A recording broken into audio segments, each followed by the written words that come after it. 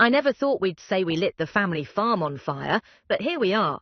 Trump decided he wasn't going to give us our farm check. That's fine. We're just going to burn the crops. It let everybody starve. A field just burned to the ground in Nebraska. A soybean farm still smoldering in Kansas. It wasn't an accident. It wasn't a wildfire. It was the farmer who lit the fire himself. Why? Because the harvest couldn't even cover the fuel for the tractor, because no one's buying, because letting the crop sit only means losing more. In America in 2025, the very fields that were supposed to feed the nation are being set ablaze, acre by acre, as if that's the only way left to stop the bleeding. Farmers aren't counting seeds anymore, they're counting every dollar they might squeeze from crop insurance after another season abandoned.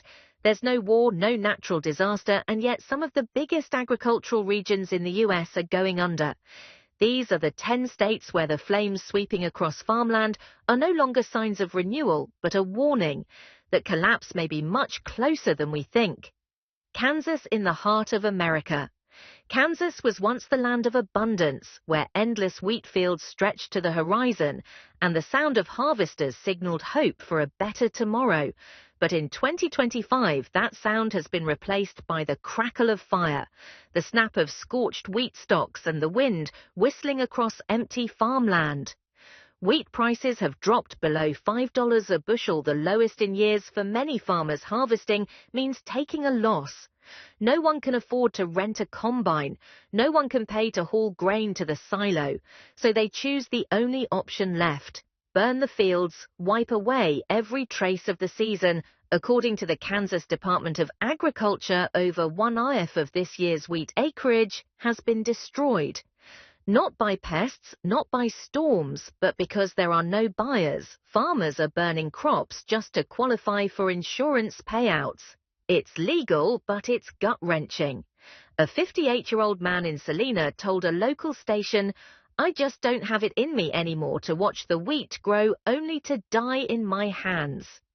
Stories like his are no longer rare across the central plains of Kansas. Farmland is no longer a symbol of life. It's a graveyard for a system collapsing from the roots up. And the ripple effects reach far beyond the fences. A flour mill in Wicher is cutting capacity due to lack of grain. A packaging company in Hutchinson has cancelled contracts with 3 local print shops. A rural bank just shut down a branch due to a wave of farm mortgage defaults. The most alarming part, no one is talking about next season anymore. Some families have put their land up for sale, others have shifted to renting out their machinery. The rest are setting fires, quietly closing the final chapter of their lives. As farmers, Kansas isn't dying overnight, but acre by acre it's disappearing in silence. No alarms, no headlines. And if even the grain belt of America is retreating in flames, what's happening up north where winters are harsher and debt has already pushed farmers beyond their limit? Nebraska has never been the center of national headlines, but it's always been a silent pillar, feeding millions with corn, soybeans and beef in 2025. That silence remains, but it carries a different tone now, one of exhaustion, helplessness, and the quiet collapse of farms. No one knows how to save. Since the beginning of the year, grain co-ops across the state have reported record-high inventories. Farmers can't sell their corn, and they can't afford to hire workers to harvest it. Many have left their fields untouched, but some have done the unthinkable, setting fire to them, not to prepare for a new season, but to cut maintenance costs and qualify for a small crop insurance payout. This is no longer an isolated phenomenon. An internal report from the University of Nebraska revealed that in the first 3 months of this year, the number of acres burned or abandoned has nearly doubled compared to the same period in 2024. Videos posted online show flames ripping through in-harvested cornfields, as if farmers are erasing the very traces of the work they once believed in Grand Island. A farm that won Farm of the Year back in 2019 now sits in ruins. Just a few rusted tractors and a crooked fence remain. The owner lost 2 straight corn seasons buried in bank debt. and is now trying to sell the land for less than what he put into it.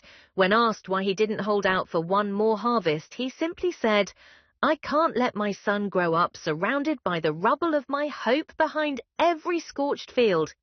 Is a ripple effect. A feed mill in Kearney has cut its workforce by 20%, a corn drying and storage company in Columbus has shut down operations entirely due to lack of supply in small towns. People are beginning to see it clearly when the land stops producing, everything else starts to rot with it. No one ever imagined Nebraska would become a symbol of the downfall of American agriculture. But this land, once considered the most stable, is now proving a harsh truth. When supply chains stall and buyers disappear, even the strongest ground can turn to ash. And now, as Nebraska's cornfields fall silent, another land harsher, drier, once proud of its cattle and crops, is entering a far more brutal fight. Texas.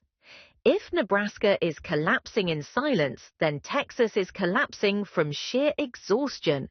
Once a proud land of cornfields, hay bales, and the largest cattle industry in the country, Texas now finds itself caught in a brutal spiral. Erratic rains, sudden floods, soaring input costs, and worst of all, a farm market that simply isn't responding across South and West Texas. Ranchers have been forced to burn off pastures once used to feed their cattle just to avoid the rising costs of upkeep. With every acre that goes without water, farmers face a cruel dilemma. Pay to save the grass or burn it to save the ranch in the Rio Grande Valley, once held as the watermelon and citrus capital of Texas. Entire rows of trees now stand blackened and brittle from drought. Irrigation systems have failed under the pressure. In some counties, water deliveries were slashed by 45% throughout March and April, making it impossible for growers to sustain their crops. The outcome, many resorted to the fastest, most desperate solution: clear it all with fire.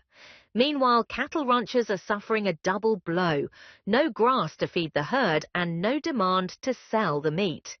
Processing plants have cut capacity as market prices tank. More than 9,000 head of cattle were sold off in just 3 counties in West Texas, according to the state's Department of Agricultural Resources. A rancher in Amarillo told a local paper, "I'm not burning because I want to. I'm burning because I can't stand watching this land die quietly." Then he got on his tractor and drove out to the field, just like so many others, choosing to set free the only asset they've spent their lives building. Now the pain is rippling beyond the fields. Workers in packaging plants, cold storage facilities, and transportation hubs are starting to feel the squeeze. A produce logistics company in Leavitt cut 40% of its delivery routes due to lack of supply. A livestock feed plant in El Paso temporarily shut down after orders dropped by more than half. Texas doesn't know how to surrender, but in a land once defined by sunrit and red. Then he got on his tractor and drove out to the field, just like so many others, choosing to set free the only asset they've spent their lives building. Now the pain is rippling beyond the fields. Workers in packaging plants, cold storage facilities, and transportation hubs are starting to feel the squeeze.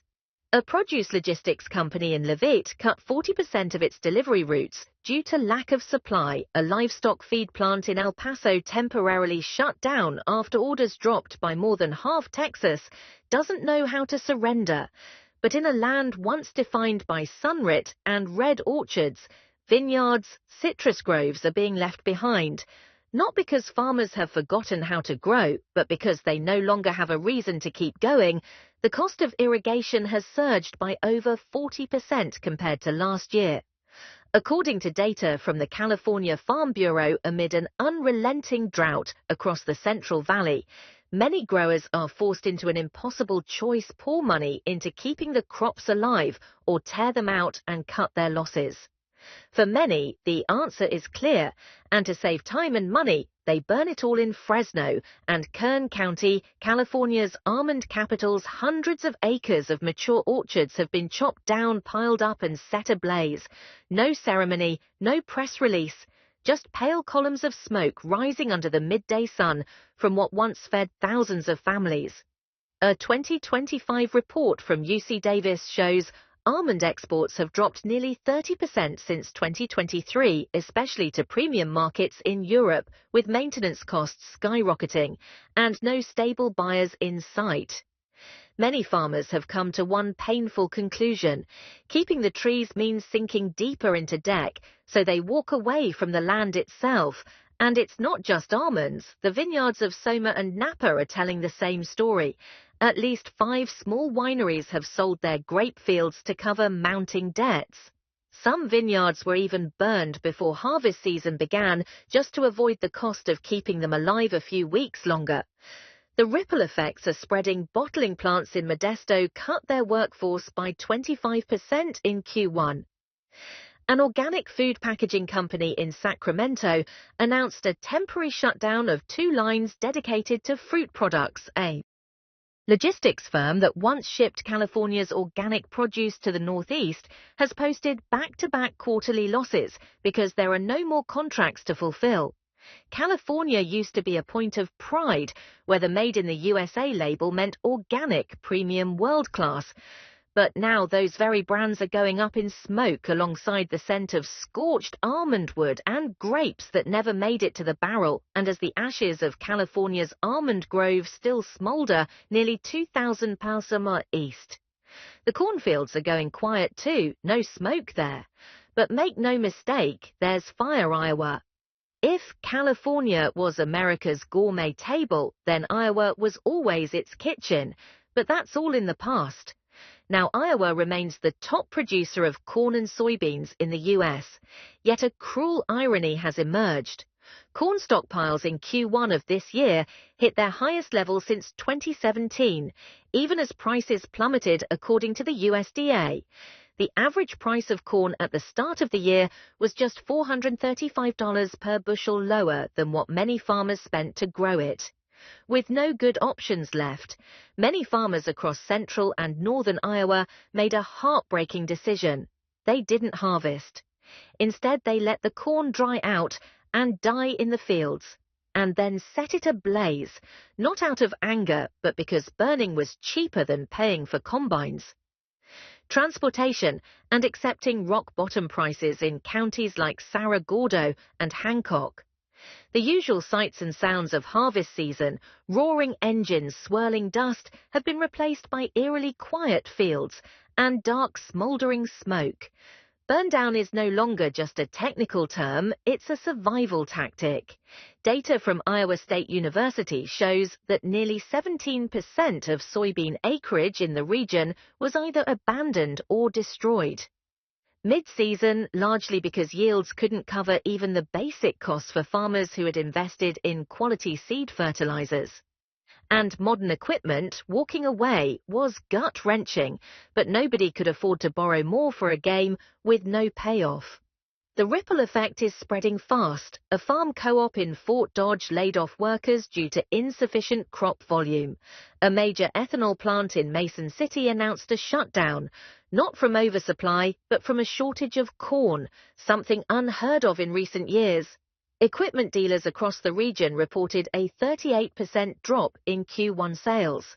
Worse still, the strong sense of rural community that once defined Iowa is starting to fracture.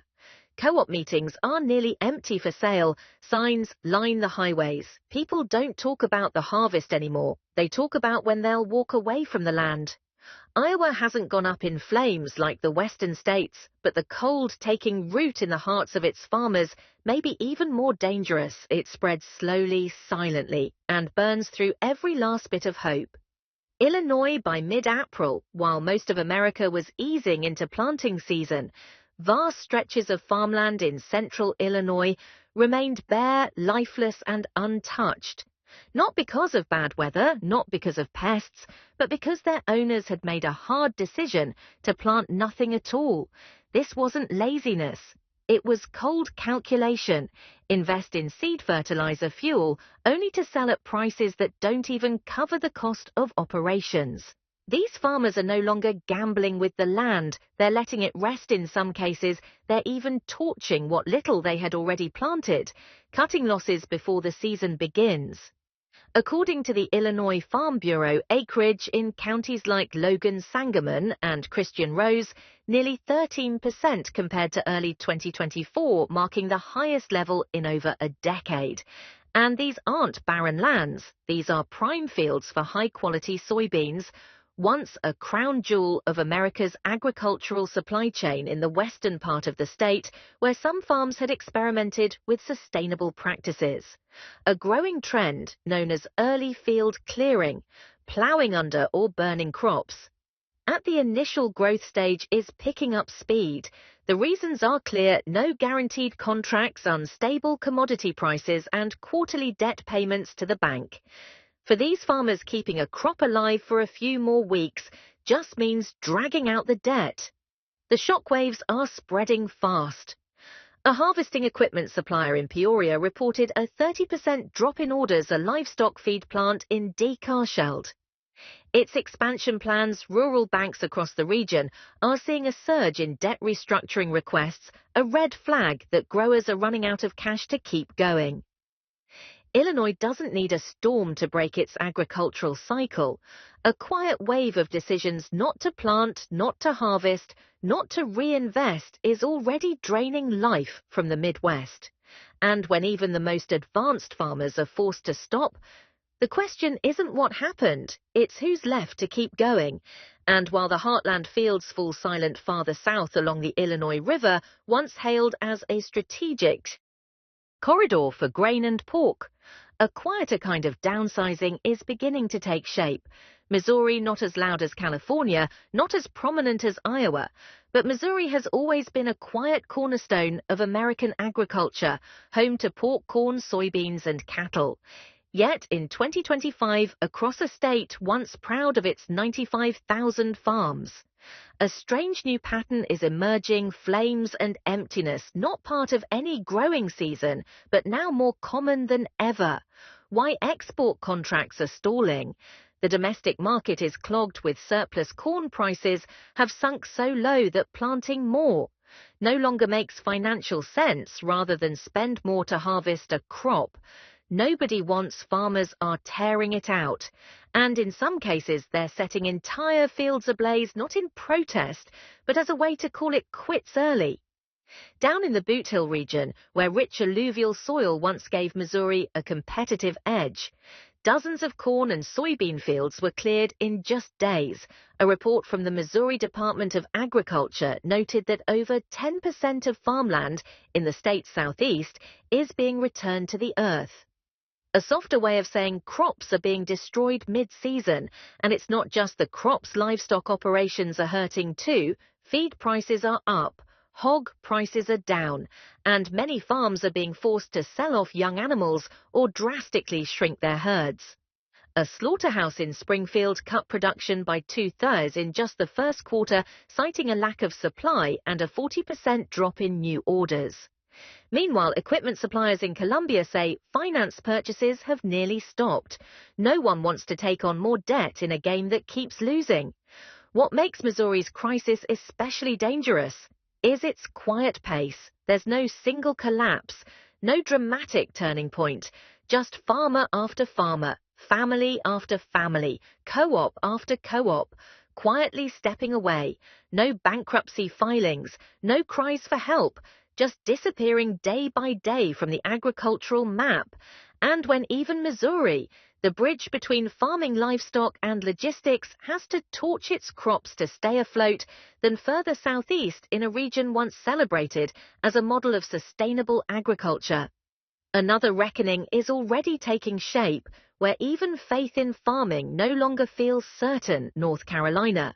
North Carolina has never ranked among the top producing agricultural states, but it has always played a special role in American farming, thanks to its rich biodiversity, mild climate, and a cultivation tradition that stretches back centuries. In 2025, though part of that legacy is being worn away, 1 square foot at a time, in the cotton and soybean growing regions of eastern North Carolina.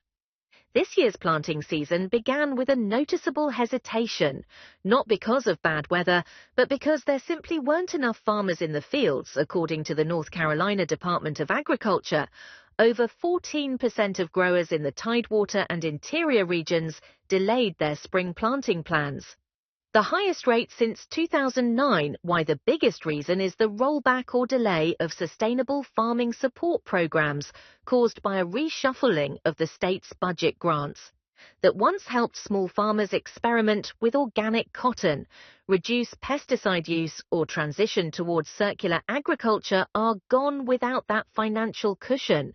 Many families just can't hold on, especially with commodity prices continuing to fall in just the first 3 months of the year. More than 1,700 acres of cotton were abandoned mid-season, mainly because growers lacked the funds to manage pests or pay for harvesting equipment. Some opted to clear fields mechanically, others cutting costs to the bone burned. What was left of their crops with scattered fires reported across the coastal plain?